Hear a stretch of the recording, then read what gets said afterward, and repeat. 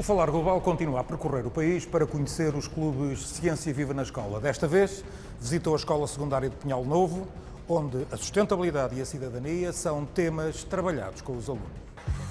Nesta escola, os alunos gostam de estar em contacto com a natureza, seja a arrancar ervas, a cuidar das plantas, a arranjar o jardim, a subir às árvores para ver as casas de pássaros ou a cuidar de um lago artificial que recria um habitat marinho. Estas atividades fazem parte dos projetos que estão a desenvolver nos clubes Ciência Viva na Escola, que desafiam os alunos a pensarem e a porem em prática as suas ideias. Nós, o ano passado, vimos que havia poucos pássaros assim a passar de um lado para o outro aqui, só fora da escola. Então nós decidimos, na quarentena, fazer este projeto.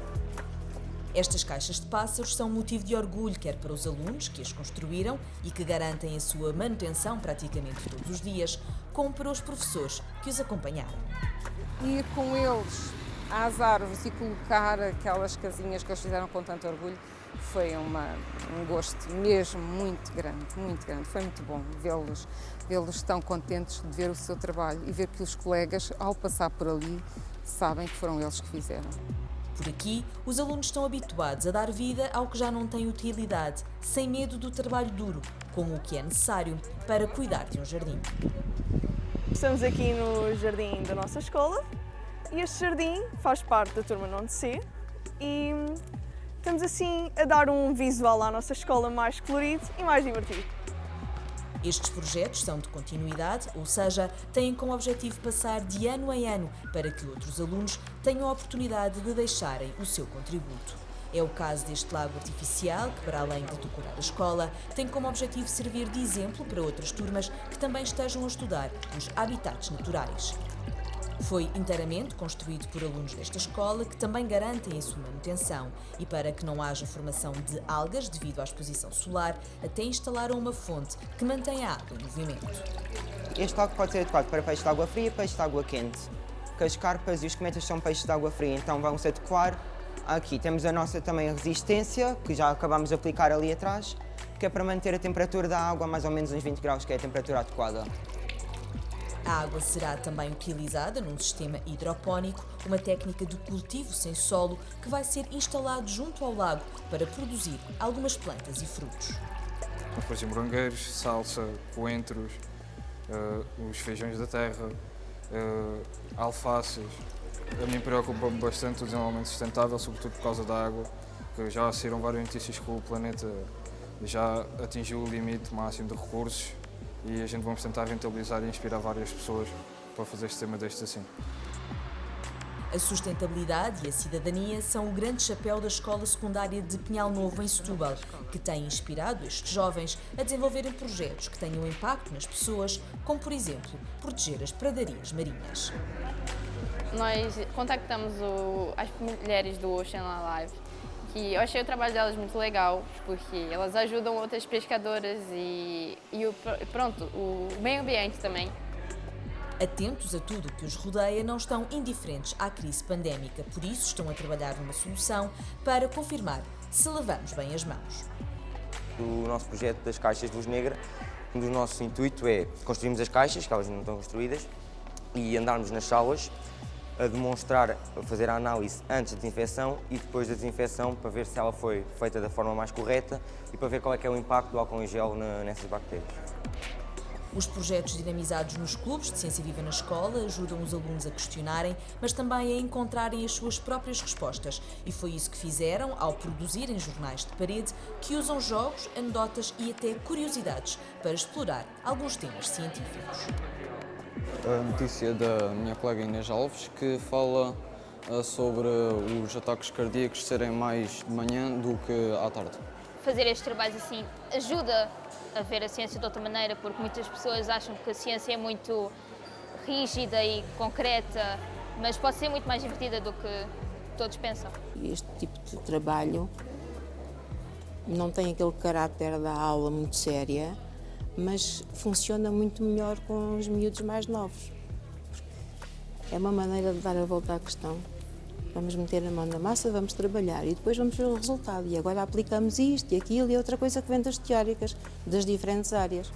Todo o trabalho que tem vindo a ser desenvolvido nesta escola vai ser divulgado no Fórum da Rede Nacional de Clubes Ciência Viva no próximo dia 23 de janeiro. Rosalia Vargas, como é que nasceu esta ideia de levar a ciência viva às escolas? Bom, essa é a ideia mais antiga no nosso programa, não é?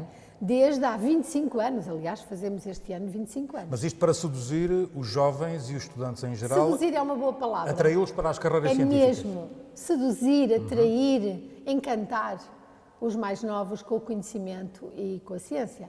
E, portanto, esta ideia dos clubes Ciência Viva na escola já era uma ideia que, não tendo este nome, já vínhamos fazendo há largos anos, com projetos para a melhoria do ensino experimental das ciências e até interdisciplinares, muitos, nas escolas.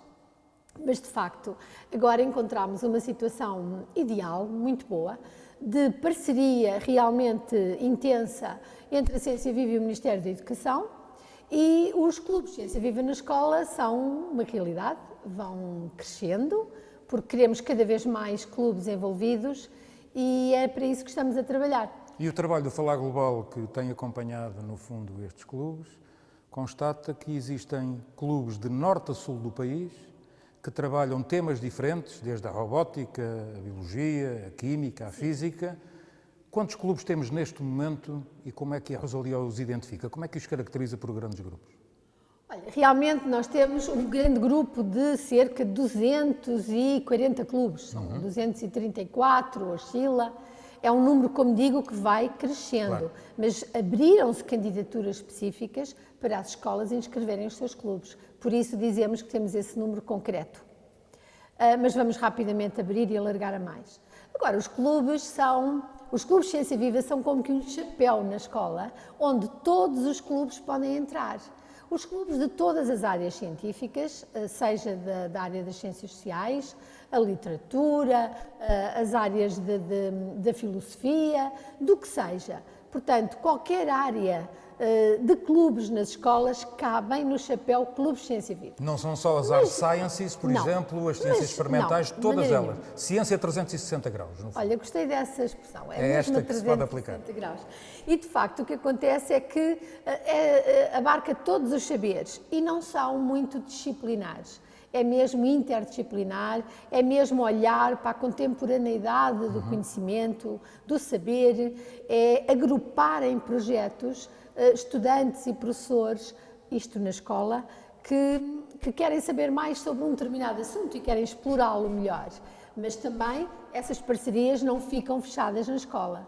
As escolas com estes clubes fazem parcerias com instituições de ensino superior, unidades científicas, com museus, com teatros, com empresas. Portanto, é mesmo, sabe, aquilo que nós gostamos muito de ver nas escolas e que as escolas gostam de fazer, assim tenham liberdade para isso, que é buscar o conhecimento por interesses, por vontades, por atualidades, porque foge muito ao currículo das escolas. Não dizemos com isso que o currículo não é importante. O currículo é importante. Claro. Trabalha um currículo escondido de outras valências, claro, de outras competências. Os currículos são balizas que, de facto, o Ministério da Educação tem que gerir com as escolas. Trabalha a criatividade, a espontaneidade dos alunos, dos professores e agora, muito em breve, vamos ter um fórum nacional que vai ser uma grande montra destes trabalhos de professores e de alunos. Um grande encontro. Que é aqui no Pavilhão do Conhecimento. É aqui no Pavilhão, mas que é para todo mundo, não é? Porque ele emite, vai ser virtual, claro, mas é assim, cheio de novidades. Nós podemos visitar os stands dos clubes nesse portal, nessa plataforma.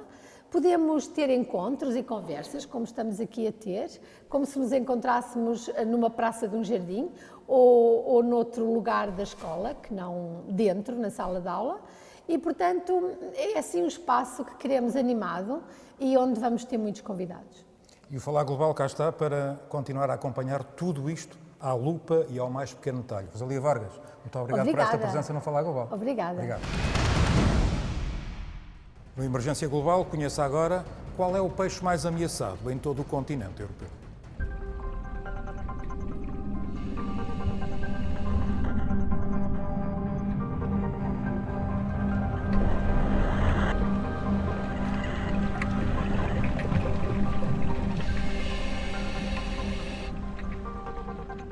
enguia europeia pode viver até aos 85 anos de idade. Os adultos podem medir mais de 1 metro e pesar até 6 quilos. Esta espécie é conhecida pela surpreendente viagem que faz para se reproduzir, migrando desde os rios da Europa até ao Mar dos Sargassos, no Atlântico Nordeste. Estima-se que a população da enguia europeia decresceu mais de 95% nas últimas décadas, sendo o seu estatuto de conservação considerado como criticamente em perigo, segundo a União Internacional para a Conservação da Natureza. As principais ameaças são as barreiras às rotas migratórias, como as barragens e a captura ilegal. As alterações climáticas, doenças, parasitas e a perda de habitat aparecem como outros fatores de ameaça às populações de enguia europeia.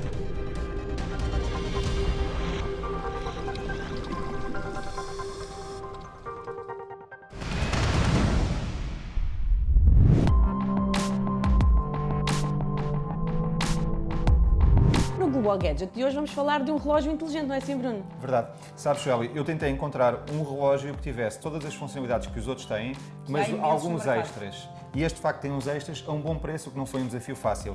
O que eu tenho aqui comigo é um relógio da JC Live e, basicamente, ele já está a funcionar, como vês. Mede o número de passos que tu dás por dia, diz-te a distância que já percorreste, detecta se tu estás a praticar algum desporto distinto, que seja corrida, caminhada, ciclismo, e mede essas distâncias percorridas, mas acima de tudo ela tem 3 funcionalidades que são diferentes dos outros relógios. A primeira delas é que mede o teu sono, portanto, diariamente, usando o relógio, quando acordas, tens a noção de quanto tempo é que tiveste em sono profundo, sono leve, ou mesmo se tiveste alguns minutos acordada durante a noite. Depois, mede a tua temperatura, que era o que ele estava a tentar fazer ainda agora. Eu vi. Mede a tua temperatura 24 horas por dia, o que me parece que é importante agora na pandemia, não é? Exatamente. E, sobretudo, mede também a oximetria, portanto, a saturação de oxigênio no sangue. Que é outro parâmetro importante. É o, diria, o mais importante de todos, não é? É isso que vai determinar se precisas de muitas vezes ser hospitalizado ou não. E, portanto, é um parâmetro importante termos acesso e, inclusive, partilhar isso com o nosso médico. E qual é o preço, Bruno? 59 euros. Pronto, fica a sugestão. Muito obrigada, Bruno. E para a semana vamos estar de volta com mais uma sugestão tecnológica no Global Gadget.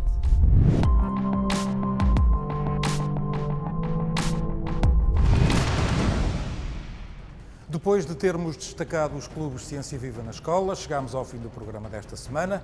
Para o nosso vasto auditório, um abraço, votos de bom fim de semana de toda a equipa do Falar Global.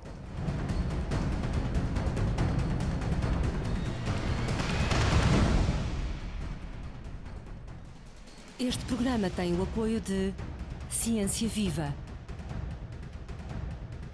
Hotéis Vila Galé,